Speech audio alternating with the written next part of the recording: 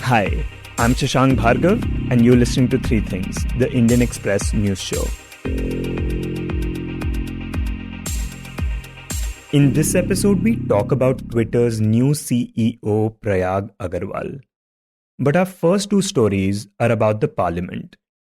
The first is about the suspension of 12 Rajya Sabha MPs. And the second is about how the government dropped a question asked by an MP on whether NRIs were asked to stop supporting the farmers' protests. We begin with the suspension of MPs.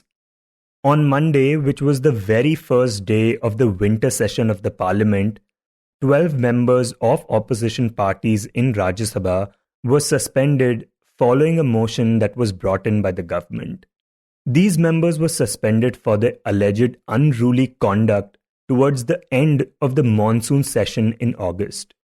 Since their suspension, the opposition has continued to protest, calling the move undemocratic. In this segment, Manoj CG, who reports on the opposition for the Indian Express, joins us to discuss this issue. So, Manoj, what was this alleged unruly behavior because of which these 12 MPs were suspended? These incidents happened on the last day of the monsoon session in August. It was a very charged session on account of the revelations over Pegasus, Snooping Row. The farmers' issue was still very live. So it was a stormy session which saw disruptions almost every day. So on August 11, the government tried to pass the General Insurance Amendment Bill, which the opposition wanted to be referred to a select committee of parliament. The bill had sailed through in Lok Sabha a couple of days earlier. So during that commotion, the opposition alleges there were more marshals than members in the House, and there was pushing and shoving between marshals and members, and all that happened. The previous day, on August 10 also, there were very stormy scenes in Rajya Sabha when some members allegedly climbed onto the table and all.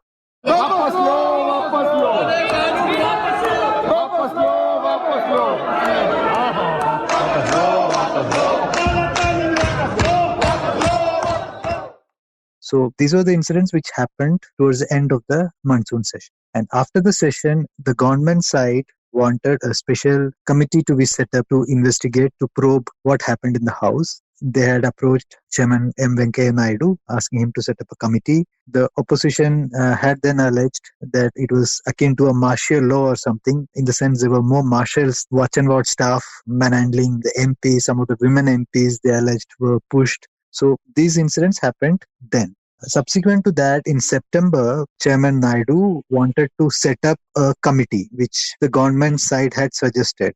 And most of the opposition parties, in fact, all the opposition parties refused to be part of that committee. They said, we will not nominate any members to be on that committee to probe the incidents. Leader of the opposition, Mr. Mallikarjun Kharge, had then written a letter to the chairman saying this committee seems to be designed to intimidate MPs into silence. So this is the background of this suspension. And this motion to suspend these 12 MPs was moved by the Parliamentary Affairs Minister Prahlad Joshi and was passed by a voice vote, even as there was commotion in the House. What were the reactions that we saw from these MPs and the opposition in the Parliament when this was being done? There were enough indications on Monday morning itself that some action is being contemplated, that the government may push for suspension of some of the MPs. In his opening remarks on Monday, the opening day of the winter session, Naidu referred to these incidents also. He says, we can't still forget those unruly scenes. I urge all of you to make the best of the 19 sittings scheduled during this session. Honorable members, the bitter and unpleasant experience in the last monsoon session still continue to haunt most of us. About 70% of the valuable time of this August House was lost due to disruptions and incidents of unruly conduct by some members during the last forgettable session, at the end of which there were no winners. So when the motion was moved after passage of the bill repealing the 3 farm laws, the opposition knew that it was coming. They obviously opposed, stood up, but it was passed by a voice vote. Now today, on Tuesday, Mr. Kharge, the leader of the opposition Rajya Sabha, has written a letter to the chairman. And one of his arguments is that it is wrong to assume that the motion was passed by the House. He's saying the entire opposition was opposed to the motion, and therefore it cannot be the consensus of the House just because the majority of the ruling party. So a motion ordinarily is passed with the consensus of the House. So in this case, the opposition's argument was that there is no consensus. The government brought a motion, and in the melee, amid protest by the opposition, it was just passed, and these 12 members were suspended. And how often have we seen this happen, when MPs have been suspended based on unruly behavior? So the suspension of members invoking Rule 256 has been done in the past. It's rarely done, but we saw it last year when the controversial farm laws were passed. There was huge ruckus in the House and objection by the opposition parties. During that time, 8 members of the opposition were suspended, from Derek O'Brien of the Trinamool Congress to Sanjay Singh of the Aam Aadmi Party to KK Ragesh of the CPM, Ripun Bora and Syed Nazir Hussain of the Congress, Dola Sen of the Trinamool Congress and Ilamaram Karim of the CPM. So these 8 members were suspended only last year. And in 2010, one Mr. Subhash Prasad Yadav was suspended, invoking the same law. In 2010 again, Mr. Sabir Ali was suspended. And in 2010 March, 7 MPs, almost all from the Samajwadi Party, were suspended. So before that, we have instances the first instance goes back to 1962. When one Mr. Gode Murahari was suspended. So there was suspension in 1962, 66, 67, 71, 74, 87. So there are instances of suspension, but it is rarely done. And Manoj, earlier there were conversations that maybe the opposition would boycott the winter session, but they weren't sure of it. So what kind of conversations are we seeing within the opposition regarding what their next move is going to be? On Monday, there were 2 meetings. The first meeting was before the session began at 10 o'clock in Mr. Khadge's chamber. So ordinarily what we have seen in the last 2, 3 sessions, 4 sessions is that most of the opposition parties attend these opposition joint meetings. So first of all, Trinamool Congress did not attend the first meeting. So there was a sense of a rift in the opposition. So after the suspension, the opposition leaders again met. Trinamool Congress, of course, was not present. But then the conversation was about how to respond to this situation. They had walked out, the House got adjourned. So some of these parties, especially the RJD, the left, and some of these parties argued that such an action, which was completely, in their view, undemocratic and unwarranted, cannot be taken lying down. The opposition should meet the chairman on Tuesday and urge him to reconsider his decision, revoke the suspension. If that is not coming, then the parties should think about boycotting the entire session. Now, most of the parties, especially the Congress and the DMK, they were not in favor of that. Congress President Sonia Gandhi had clearly told the Rajya Sabha leadership that she was not in favor of boycotting the session. The argument being that will give a vacant space to the government to pass whatever bills they want to pass without any legislative scrutiny or without the opposition's views being heard. So on Tuesday, the opposition met again. So this proposal for a boycott did not elicit unanimity. Most of the parties were not on the same page on boycotting the session. So they instead decided to meet Chairman Naidu and urge him to reconsider the decision, revoke the suspension. 8 leaders led by Mr. Khadge met to Naidu. But when the House began, Mr. Naidu making it clear that he will not revoke the suspension. So this proposal to boycott the session was discussed, but due to lack of consensus, there was no forward movement on that. The decision taken by the opposition parties on Tuesday was that to continue their protest both inside and outside the House. Outside in the sense, these 12 suspended MPs will sit on a dharna in front of the Mahatma Gandhi statue in Parliament, right from morning to evening. And their colleagues will, of course, raise this issue inside Parliament, which in other ways will lead to more disruptions and commotion.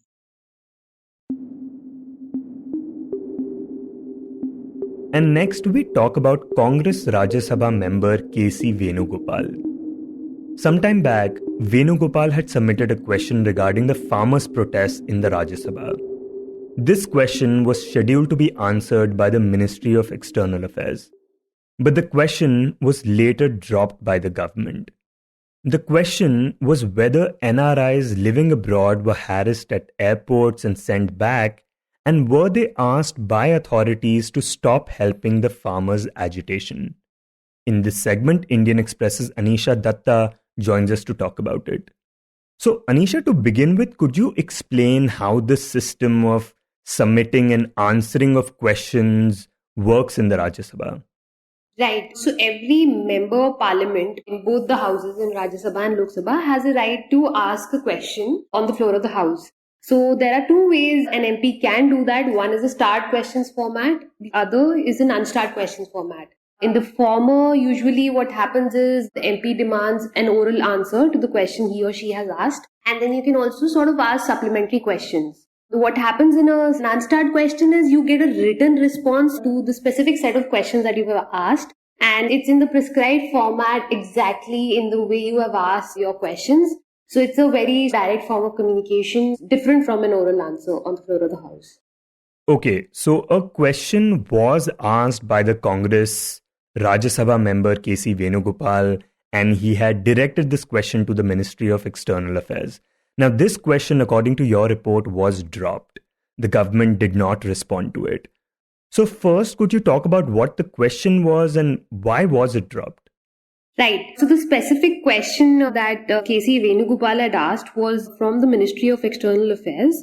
And he wanted details on whether it's a fact that a number of NRIs based outside India were harassed at airports and sent back from airports in the country. The second question was actually very important.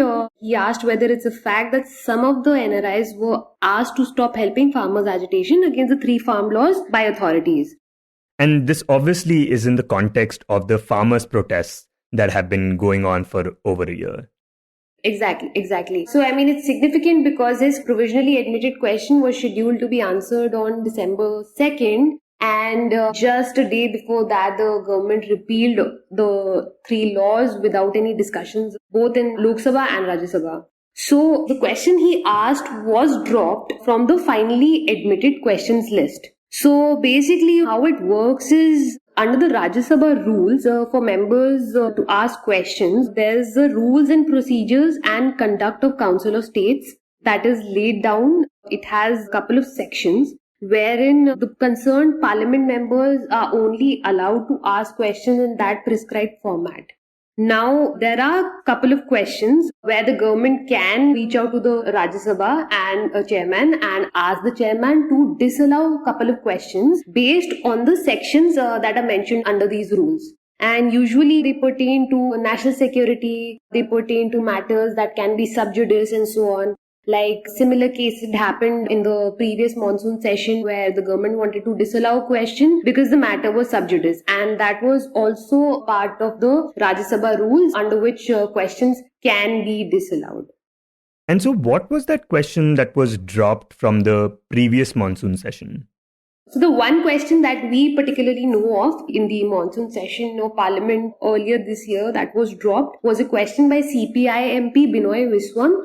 He had asked a question on the ongoing issue of the Pegasus controversy, and his question actually sought details on whether the government entered into a contract with the Israeli cybersecurity firm NSO Group company.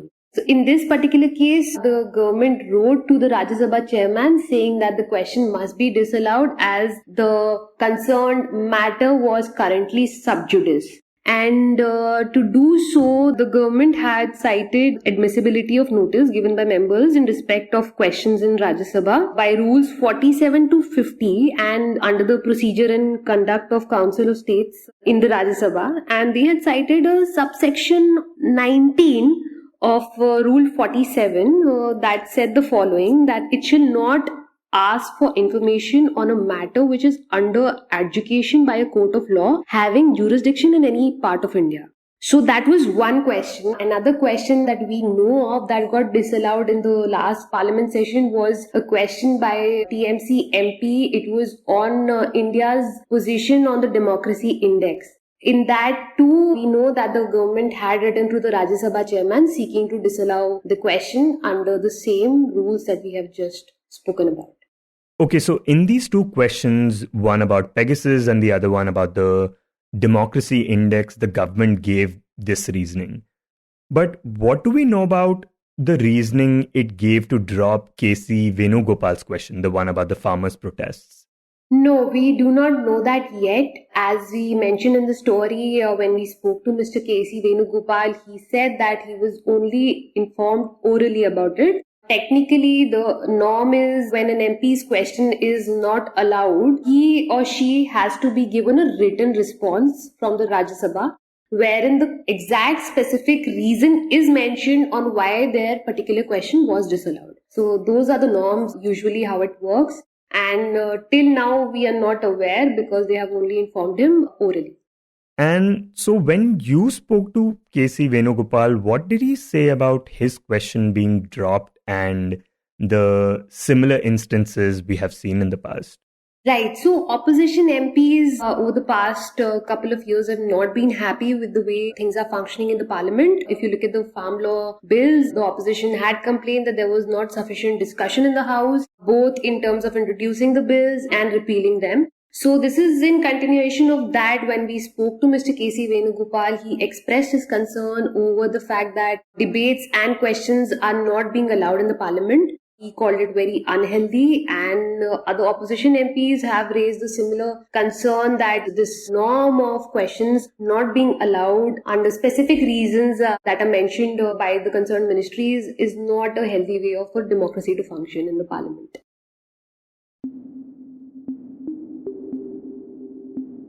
And in the end, we talk about Twitter's new CEO. On Monday, Jack Dorsey, the co-founder of the microblogging platform Twitter, announced that he was stepping down from the post of the CEO. Now, the person who has replaced Dorsey is the 37-year-old India-born Parag Agarwal, who has become the youngest CEO leading an S&P 500 company. In this segment, Indian Express's Pranav Mukul joins us to talk about Parag. So Pranav, Twitter now has a new CEO, Parag Agarwal. But before we talk about him, could you talk about why Jack Dorsey resigned from his post?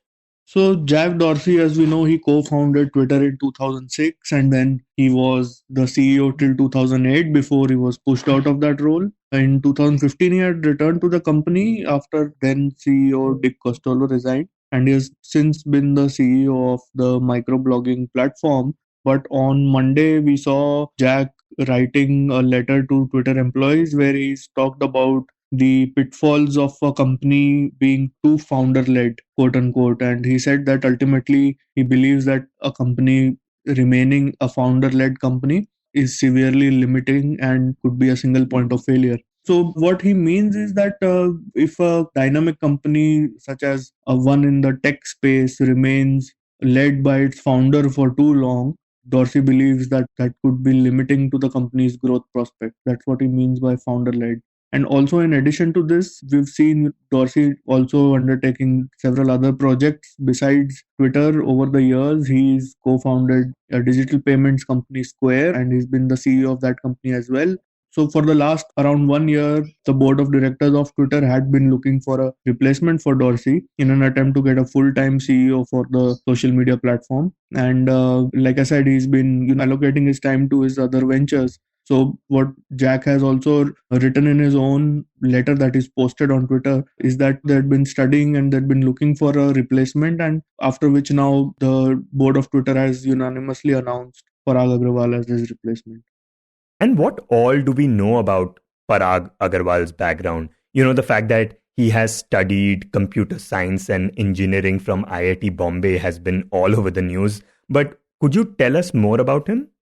So Parag Agrawal has been the CTO of the company, the Chief Technology Officer, and as CTO of Twitter, he's been involved, or rather he has been responsible for the company's technical strategy, overseeing machine learning and artificial intelligence, the adoption of these aspects in the company. And he joined Twitter in 2011 but was subsequently named CTO. But when he joined, he led efforts on scaling Twitter's ad systems and accelerating user growth on the platform by improving the timeline relevance. So like you said, he's a graduate from IIT Bombay. He passed out in 2005, following which he pursued a PhD at Stanford University in computer science. After that, he's been involved with research in large-scale data management with collaborators at Microsoft Research, Yahoo, and AT&T Labs.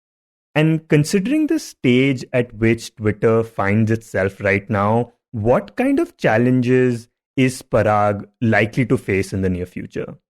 So, one of the criticisms that even Jack Dorsey had come across towards the later stage of his tenure as CEO over the last 1 or 2 years was that Twitter was not rolling out enough monetizable products to show growth in the company's revenues. And following this, Twitter had announced a 2023 plan where it said that, it aims to have at least 315 million monetizable daily active users by the end of 2023 and to at least double its annual revenue by then. So Parag Agrawal joins at a time when Twitter is aggressively pushing for growth, and we'll have to wait and see what his strategy is to make good on the company's promise. You were listening to Three Things by The Indian Express. Today's show was written and produced by me, Shashank Bhargav, and was edited and mixed by Suresh Pawar. If you like the show, then do subscribe to us wherever you get your podcasts. You can also recommend the show to someone you think will like it, share it with a friend or someone in your family. It's the best way for people to get to know about us. You can tweet us at Express Podcasts and write to us at podcasts@indianexpress.com.